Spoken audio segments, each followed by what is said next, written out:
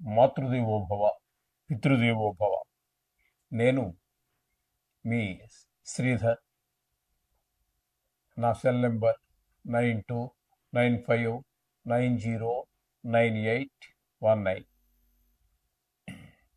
ఇప్పుడు మనము సెప్టెంబర్ నెల 2025 సంవత్సరం మొదటి తారీఖు నుంచి 30వ తారీఖు వరకు మొత్తం పూర్తి నెల ఫలితాలు, మాస ఫలితాలు అంటాం వీటిని. ఈ మాస ఫలితాలు, సెప్టెంబర్ మాస ఫలితాలన్నీ, నెల ఫలితాలు, గోచార ఫలితాలు ఏ విధంగా ఉన్నాయో సశాస్త్రీయంగా తెలుసుకునే ప్రయత్నం చేద్దాము. కేవలము సశాస్త్రీయమైన పద్ధతిలో మాత్రమే చెప్పడం జరుగుతుంది. ఇందులో నా కల్పితాలు కానీ నా కవిత్వాలు కానీ ఏమి ఉండవండి. శాస్త్రం ఏ విధంగా చెప్పింది తెలుసుకోవాలనుకుంటే మా ఛానల్ని మీరు లైక్ చేయొచ్చు. చేయకపోయినా నష్టం లేదు. వేరే ఏదైనా చూస్తానంటే చూడండి, మీ ఇష్టం. సశాస్త్రీయమైన విశ్లేషణ అయితే ఇక్కడ దొరుకుతుంది. ఓకే, అయితే ఇది కేవలం గోచార ఫలితమే. గోచారంలో ఎక్కువగా ప్రతికూల ఫలితాలు ఎక్కువ ఉంటుంటాయి. ఎక్కువగా గ్రహాలన్నీ కూడా 3 రాసుల్లో ఎక్కువగా అనుకూలిస్తూ ఉంటాయి. ఇకపోతే శుక్రుడు, బుధుడు కొంచెం ఎక్కువ రాసుల్లో, గురువు కూడా ఒక 5 రాసుల్లో మనకు అనుకూలమైన ఫలితాలు ఇచ్చే ఉంటాయి. మిగతావన్నీ కూడా 3 రాసుల్లో మాత్రమే అనుకూలమైన ఫలితాలు ఇచ్చే ఉంటాయి. ఇందులో చంద్రుని యొక్క ప్రసక్తి ఉండదు. ఎందుకంటే ఆయన 2.5 రోజులకి ఒక రాశి నుంచి మరో రాశిలో ప్రవేశిస్తూ ఉంటారు కాబట్టి అందుచేత ఆయన ప్రసక్తి ఉండదండి. అది దినవారీ ఫలితాల్లో మాత్రమే చెప్పుకోవడం జరుగుతూ ఉంటుంది. ఓకే, ఇకపోతే వృషభ రాశి వారికి 1వ తారీఖు సెప్టెంబర్ నెల చూసుకునివే, ఇక్కడ చూసుకుని మరి అరే నాయన. ఓకే, వృషభ రాశి వారికి 1వ తారీఖు సెప్టెంబర్ నెల 2025 నుండి 30వ తారీఖు సెప్టెంబర్ నెల 2025 వరకు గోచార ఫలితాలు ఏ విధంగా ఉన్నాయో సశాస్త్రీయమైన పద్ధతులు తెలుసుకునేటువంటి ప్రయత్నం చేద్దాము.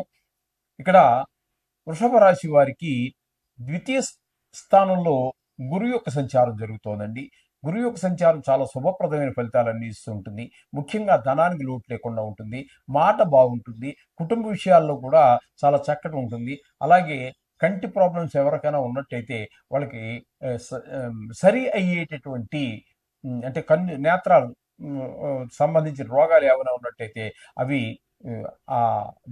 తగ్గి చాలా బాగా దృశ్యం బాగా కనిపించేటటువంటి అవకాశం ఉంటుంది. ఈ విధమైన ఫలితాలన్నీ కూడా ద్వితీయ స్థానంలో గురువు యొక్క సంచారం వల్ల జరుగుతుంది. ఇకపోతే తృతీయ, చతుర్థ స్థానాలలో శుక్రగ్రహం యొక్క సంచారం జరుగుతుంది. శుక్రగ్రహ సంచారము తృతీయంలోనూ చతుర్థంలోనూ కూడా బాగా యోగకారకంగా ఉంటుంది.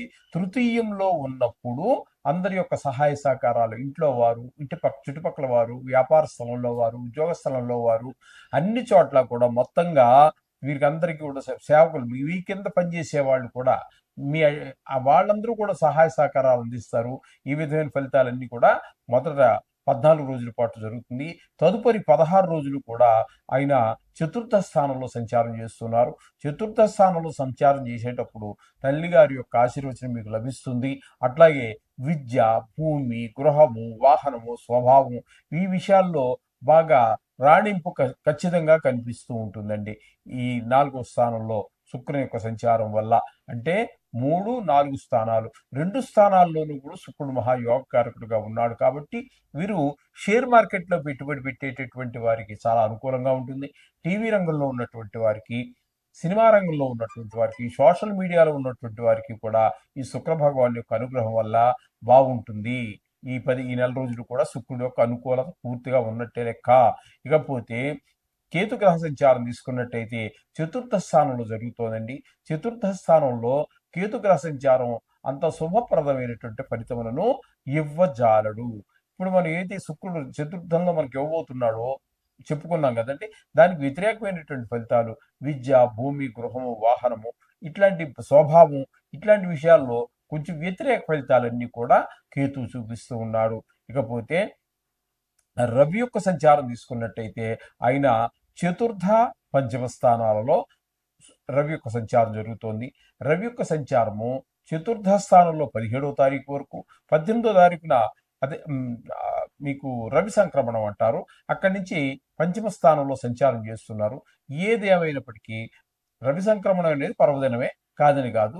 కానీ చతుర్థంలోను పంచమంలోనూ కూడా రవి యొక్క సంచారం శుభప్రదమైన ఫలితములను ఇవ్వజాలడు. చతుర్థంలో ఉన్నప్పుడు తల్లిగారి ఆరోగ్య విషయంలో చిన్నపాటి ఇబ్బందులు కలిగించే అవకాశం ఉన్నది. అలాగే విద్య, భూమి, గృహము, వాహనము, స్వభావం ఇట్లాంటి విషయాల్లో కూడా వ్యతిరేకమైనటువంటి ఫలితాలే ఇస్తూ ఉన్నాడు. అలాగే 5వ స్థానంలోకి వచ్చినప్పుడు సంతానం మీద దుష్ప్రభావాలు చూపిస్తున్నాడు. వాళ్ళకి కొంచెం ఆరోగ్య విషయంలో చిన్న చిన్న అనారోగ్యాలు వచ్చే అవకాశం ఉంటుంది. చదువు మీద శ్రద్ధ తగ్గుతుంది. ఆటల మీద పెరుగుతూ ఉంటుంది. తద్వారా గాయాలు అవి చేసుకోవటం, తద్వారా కొంచెం ధన వ్యయం అవటం, ఇలాంటి ప్రాబ్లమ్స్ అన్నీ కూడా రవి యొక్క సంచారం వల్ల జరుగుతున్నాయి. మొత్తం మీద రవి యొక్క సంచారం చతుర్థంలో గాని పంచమంలో గాని శుభప్రదమైన ఫలితములను ఈ నెల రోజులు కూడా ఇవ్వజాలరు. అతికపోతే బుధుని యొక్క సంచారం తీసుకున్నట్టయితే చతుర్థ పంచమ స్థానాలలో సంచారం చేస్తున్నారు. చతుర్థ స్థానంలో 15 రోజుల పాటు, మిగతా 15 రోజుల పాటు పంచమ స్థానంలోనూ సంచారం చేస్తున్నారు. ఇక్కడ మొదటి 15 రోజులు చతుర్థంలో ఉన్నప్పుడు మాత్రం మంచి ఫలితాలన్నీ ఇస్తాడు. పిల్లలు అదే మన కుటుంబంలో విద్య విషయంలో బాగుంటుంది. తల్లిగారి ఆరోగ్య విషయం కానివ్వండి, ఆవిడ ఆశీస్సులు మనకు లభించడమే కానివ్వండి, లేదా మీరు అమ్మగారు సేవ చేసుకునే భాగ్యం కలగనివ్వండి, భూమి, అలాగే గృహము, వాహనము, స్వభావం ఇట్లాంటి విషయాల్లో కూడా బుధుడు మనకి చతుర్థంలో ఉన్నప్పుడు మంచి అనుకూలమైన ఫలితాలు ఉన్నాయి. కానీ 5వ స్థానంలోకి వచ్చాక మాత్రం ఆయన కూడా సంతానం మీద కొంచెం ప్రభావం చూపిస్తూ ఉంటాడు. వాళ్ళు చదువులో వెనకబడుతూ ఉంటారు, ఆటల్లో ముందుకు వెళ్తారు. తద్వారా కింద పడే అవకాశం కూడా ఉంటుంది. అప్పుడప్పుడు ఆటల్లో గాయాలయ్యే అవకాశం ఉంటుంది. వ్యతిరేక ఫలితాలు కాబట్టి గాయాలయ్యే అవకాశమే ఉంటుంది ఎక్కువగా. ఈ విధమైనటువంటి ఫలితాలన్నీ కూడా బుధుడు రెండవ 15 రోజుల్లో అట్ట ఉంటుంది. మొదటి 15 రోజులు మాత్రం అనుకూలమైనటువంటి ఫలితాలే ఉంటాయి. ఇకపోతే కుజుని యొక్క సంచారం తీసుకున్నట్టయితే కుజుని యొక్క సంచారం 5, 6 స్థానాల్లో జరుగుతోందండి. 5వ స్థానంలో కుజుని యొక్క సంచారము 11వ తారీఖు వరకు ఉంటుందండి. 5వ స్థానంలో ఉన్నప్పుడు మాత్రం అనుకూలమైన ఫలితాలు ఇవ్వజాలడు. ఆయన కూడా పిల్లల సంతానం యొక్క విద్య విషయంలోనూ, ఆరోగ్య విషయంలోనూ, ఆటలలో దెబ్బలు తగిలించుకునే విషయంలోనూ, చెడు స్నేహాలు ఇట్లాంటి వాటి వల్ల కొంచెము ప్రతికూలమైన ఫలితాలన్నీ ఏర్పడే అవకాశం ఉన్నది. అలాగే 6వ స్థానంలో 12వ తారీఖు నుంచి నెలాఖరు వరకు ఉంటారు కాబట్టి, అంటే 19 రోజుల పాటు 6వ స్థానంలో ఉంటాడు కాబట్టి ఆ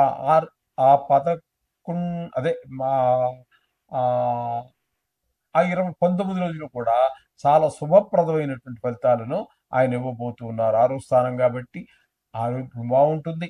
అలాగే డబ్బులు ఎవరికైనా మనం ఇవ్వాల్సి ఉంటే ఇచ్చేయగలుగుతాము. అలాగే మనం ఏదైనా డబ్బులు ఎవరి దగ్గర నుంచి రుణం తీసుకోవాలి, ఏదో మంచి పని కోసం, ఇల్లు కొనుక్కోవటమో, వాహనం కొనుక్కోవటమో, లేకపోతే ఏదో పిల్లల చదువు నిమిత్తమో, ఏదో మంచి పని కోసమే మీరు అప్పు చేయబోతున్నారు. అదేదో అప్పు చేసి పప్పుకూడు కోసం చేసేది కాదు. కానీ మీరు చేసేటటువంటి ఆ ప్రయత్నంలో మీరు సఫలీకృతులు అవుతారు. ఆ ధనం కూడా మీకు ఉపయోగపడుతుంది. మీరు ఏ ఉద్దేశంతో అయితే అప్పు తీసుకుంటున్నారో ఆ ఉద్దేశం పూర్తిగా నెరవేరుతుంది. ఈ విధంగా కుజుని యొక్క సంచారం వల్ల ఫలితాలు వస్తున్నాయి. ఇకపోతే 10వ స్థానంలో రాహుగ్రహ సంచారం జరుగుతోంది.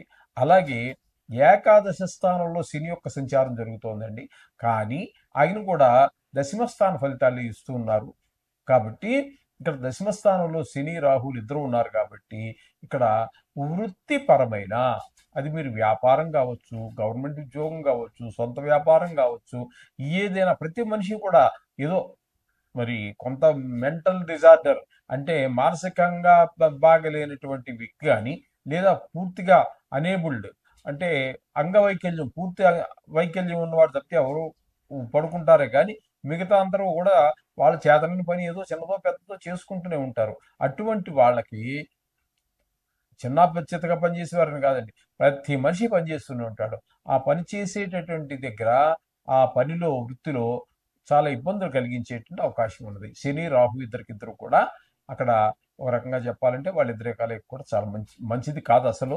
వాళ్ళిద్దరూ కూడా 10వ స్థానంలో ఉన్నారు కాబట్టి వృత్తిపరమైనటువంటి ఇబ్బందులు ఎక్కడైతే ఏర్పడ్డాయో మీకు అక్కడ ఆర్థిక సమస్యలు తలెత్తేటటువంటి అవకాశం కూడా ఖచ్చితంగా కనబడుతున్నది. కాబట్టి ఇక్కడ వృషభ రాశి వారికి గురువు, శుక్రుడు అనుకూలంగా ఉన్నారు. రవి పూర్తిగా ప్రతికూలంగా ఉన్నారు.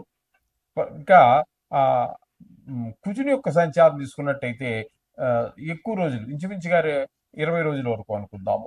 20 రోజుల వరకు కుజుడి యొక్క అనుకూలత బాగున్నది. అలాగే బుధుని యొక్క సంచారం కూడా ఒక 15 రోజుల పాటు బాగున్నది. అందుచేత మీకు ఇక్కడ పూర్తిగా అనుకూలంగా ఉన్నటువంటివి గురుడు, శుక్రుడు అనుకూలంగా ఉన్నాడు.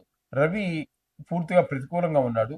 కుజుడు పాక్షికంగాను, బుధుడు కూడా పాక్షికంగాను మీకు అనుకూలమైనటువంటి ఫలితాలు ఇస్తూ ఉన్నారు.